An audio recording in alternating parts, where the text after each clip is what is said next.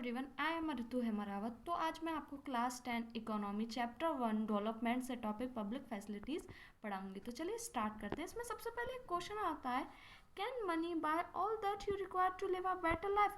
क्या पैसा हर चीज़ खरीद सकता है जिससे आपकी ज़िंदगी बेटर हो जाए? नहीं, पैसा हर चीज़ नहीं खरीद सकता जिससे आपकी ज़िंदगी बेटर हो जाए। पैसा हमें हेल्प करता है फूड प्रोवाइड करवाने में, शेल्टर प्रोवाइड करवाने में, क्लॉथ्स प्रोवाइड करवाने में, बट इसके अलावा भी कुछ इम्पोर्टेंट फैक्टर हैं जो हमें पैसा प्रोवाइड नहीं करा सकता।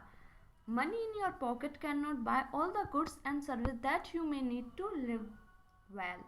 आपकी पॉकेट में जो पैसा है वो सारी गुड्स एंड सर्विसेज प्रोवाइड नहीं करा सकता जिससे आप अपनी ज़िंदगी को अच्छे से जी सकें, आपकी ज़िंदगी और अच्छी हो जाए। Income by itself is not a completely indicator. Income अपने आप में एक कंप्लीट इंडिकेटर नहीं है। पैसा हमें रिलेशंस प्रोवाइड नहीं करवा सकता, पैसा हमें फ्रेंड प्रोवाइड नहीं करा सकता, और भी बहुत सारे इंपॉर्टेंट फैक्टर हैं। ये नॉन मटेरियलिस्टिक थिंग है। और भी कुछ इंपॉर्टेंट फैक्टर हैं जैसे कि एग्जाम्पल में पॉल्यूशन फ्री इन्वायरमेंट और प्रोटेक्ट फ्रॉम इन्फेक्शियस डिसीज, यानी कि जो पैसा है वो हमें पॉल्यूशन फ्री इन्वायरमेंट प्रोवाइड नहीं करवा सकता और महाबीमारियों से नहीं बचा सकता। तो सबसे पहले हम पढ़ेंगे पॉल्यूशन फ्री एनवायरनमेंट के बारे में।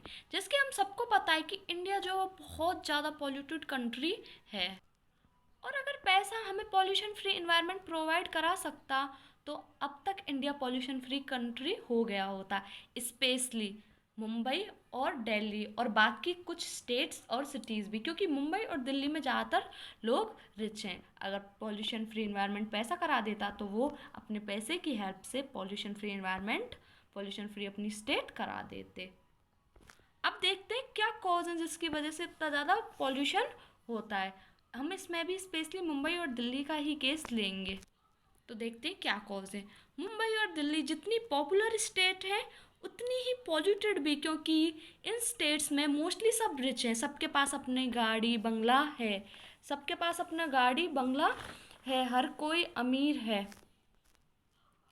जितनी ज़्यादा गाड़ी उससे उतना ही धुआं निकलता है और जिससे इन्वायरमेंट पॉल्यूटेड होता है, और साथ में बहुत ज़्यादा फ्यूल भी यूज़ होता है।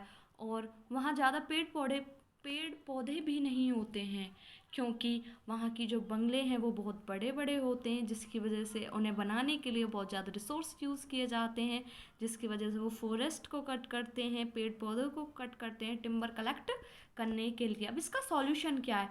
हमें ज़्यादा से ज़्यादा पब्लिक ट्रांसपोर्ट यूज़ करने चाहिए। जो मेट्रो, ट्रेन और पब्लिक बसेस हमारी गवर्नमेंट के द्वारा चलाई जाती हैं, हमें उनका यूज़ करना चाहिए, और ज़्यादा से ज़्यादा पेड़ पौधे उगाने चाहिए और फॉरेस्ट को कट नहीं करना चाहिए, क्योंकि पॉल्यूशन से हर किसी की लाइफ इफ़ेक्ट होती है। इसका असर हर व्यक्ति के जीवन पे होता है। पॉल्यूशन की वजह से कुछ डिसीज़ भी होती हैं, जैसे कि मलेरिया, डेंगू जैसी खतरनाक बीमारियों का सामना हम लोगों को करना पड़ता है। इससे पुअर और मिडिल क्लास फैमिली को ज़्यादा सफ़र करना पड़ता है। तो हमें कोशिश करनी चाहिए कि हम अपनी सिटी, स्टेट और कंट्री को पॉल्यूशन फ्री बनाएं।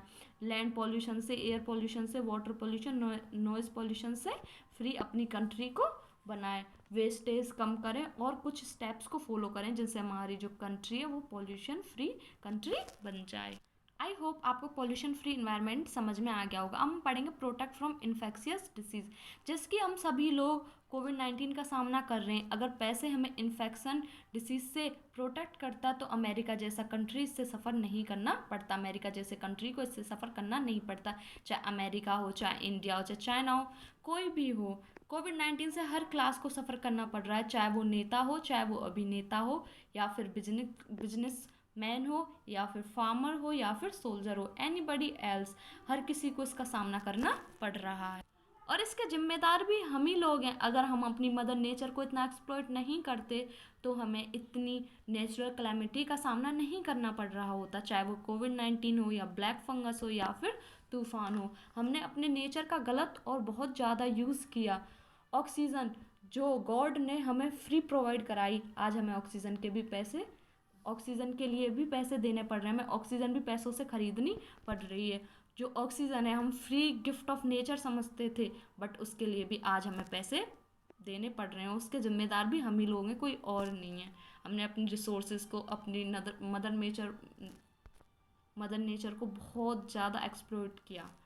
जिसकी वजह से आज हमें इन सब बीमारियों का, इन सब मुश्किलों का सामना करना पड़ रहा है। तो चलिए नेक्स्ट टॉपिक पढ़ते हैं।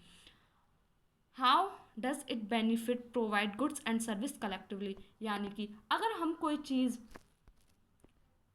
चीज़ जैसे कि गुड्स और सर्विसेज को कलेक्टिवली प्रोवाइड करवाएं तो इसके क्या बेनिफिट हैं। इसके बहुत सारे बेनिफिट हैं। अगर कोई चीज़ हम अकेले कर रहे हैं और उसी को हम 4 लोग मिलकर करें तो उससे हमें जो रिजल्ट है उसका अच्छा ही मिलता है। और अगर जैसे हमें उसका रिजल्ट भी अच्छा मिलता है, उसी प्रकार कोई भी चीज़ है अगर उसको हम सब एक साथ कोई भी सर्विस का फ़ायदा लें, वो भी एक साथ, तो उसका हमें प्रॉफिट ही मिलेगा। For many of the important things in life, the best way, also the cheapest way, is to provide goods and services collectively. यानी कि अगर हमें अपनी ज़िंदगी को अच्छे वे से जीना है तो हमें कोशिश करनी चाहिए सारे गुड्स और सर्विसेज को कलेक्टिवली प्रोवाइड करवाने के। इससे ही हमें चीप भी पड़ेगा, इससे हमें सस्ता भी पड़ेगा, अच्छा भी पड़ेगा। जैसे एग्जांपल लीजिए, आपको बॉडीगार्ड हायर करना है। अगर आप बॉडीगार्ड हर कोई अपने लिए, जैसे आपकी एक सोसाइटी है उसमें आप 10 लोग रहते हो, अगर 10 ही लोग अपने लिए अलग अलग बॉडीगार्ड हायर करेंगे तो इससे कितना सारा पैसा आपको देना पड़ेगा उसको, जिसकी वजह से इसका कोई फ़ायदा नहीं है। बट अगर आप सब 10 लोग मिलके 2 बॉडीगार्ड हायर कर लो पूरी सोसाइटी के लिए, तो इससे आपको प्रॉफिट ही प्रॉफिट है। यानी कि जब हमने कलेक्टिवली कोई चीज़ करते हैं तो उसका प्रॉफिट ही हमें मिलता है। अब जैसे कि जिसकी अगर हम पब्लिक बसेस को यूज़ करते हैं, मेट्रो को यूज़ करते हैं, तो इससे फ़ायदा ही फ़ायदा है।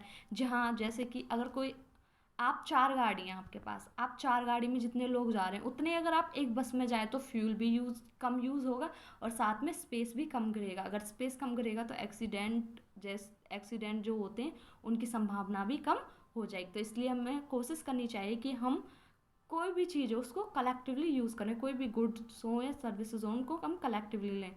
ये हमारे लिए फ़ायदे ही फ़ायदे हैं इसके। दूसरा एग्जांपल लीजिए कि आप पढ़ना चाहते हैं, आपके गांव में आपका एक गांव है, सिर्फ आप ही हैं जो पढ़ना चाहते हैं और बाकी लोग नहीं पढ़ना चाहते, वो इंटरेस्टेड नहीं है स्टडी में, लेकिन आप चाहते हो पढ़ना, लेकिन आपके चाहने से वहाँ कोई स्कूल नहीं खुल सकता। उसके लिए कुछ बच्चे होने चाहिए। यानी कि जब हम एज अ ग्रुप में होंगे तो हमें प्रॉफिट ही प्रॉफिट है। अगर ऐसा ग्रुप में ऐसे बहुत सारे बच्चे होंगे तो आपका स्कूल खुल सकता है और आपका इंटरेस्ट पूरा हो सकता है। अब हम पढ़ेंगे ह्यूमन डेवलपमेंट इंडेक्स। इसमें एनसीईआरटी में एक टॉपिक भी है जिसमें वो बता रहे हैं कि आज के टाइम में, अब तो फिर भी ये बहुत कम हो गया है, जो गर्ल्स हैं उनको सेकेंडरी एजुकेशन नहीं मिल पाती है, उनको सिर्फ प्राइमरी ही बहुत मुश्किल से मिलती है और सेकेंडरी नहीं मिल पाती है। अगर हम गवर्नमेंट को और ज़्यादा रिक्वेस्ट करें, अगर हम सब मिलकर एक साथ एज अ ग्रुप गवर्नमेंट से कहें कि हमें पढ़ना है, हम पढ़ना चाहते हैं, हम अपने बच्चों को पढ़ाना चाहते हैं, तो गवर्नमेंट जो है वो ज़्यादा से ज़्यादा गवर्नमेंट स्कूल खोलेगी, क्योंकि बहुत सारे ऐसे लोग हैं जो अपने बच्चे को प्राइवेट में नहीं पढ़ा सकते। इसके लिए गवर्नमेंट स्कूल खोल सकती है। अब हम पढ़ेंगे human development index. Human development means that education and health along with income are an important part of achieve well-being of human resource। यानी कि ह्यूमन डेवलपमेंट में पढ़ेंगे कि हम एजुकेशन और हेल्थ के साथ साथ हम इनकम का भी यूज़ करते हैं इसमें। अगर एजुकेशन है हमारे पास अच्छी, हेल्थ है हमारे पास अच्छी और इनकम है हमारी अच्छी, तो इससे क्या होगा, हमारी कंट्री का क्या होगा, डेवलपमेंट होगा। अब इसके मेजर इंडिकेटर क्या है। मेजर इंडिकेटर से मैं आपको पहले बता देती हूँ। ह्यूमन डेवलपमेंट रिपोर्ट जैसे मैंने पहले बता दिया है आपको, कौन पब्लिश करता है, UNDP, united nation development programme. अब हम इसके मेजर इंडिकेटर ऑफ HDR पढ़ेंगे। सबसे पहले इसमें मेजर इंडिकेटर क्या है, एजुकेशन, हेल्थ और पर कैपिटा इनकम। इनकम में हमने पर कैपिटा इनकम ले ली। हेल्थ लेवल में हम पढ़ेंगे इन्फेंट मोर्टिलिटी रेट और maternal mortality rate. Educational level में हम पढ़ेंगे नेट अटेंडेंस रेशियो और लिटरेसी रेट। और हम इनकम में पढ़ेंगे पर कैपिटा इनकम।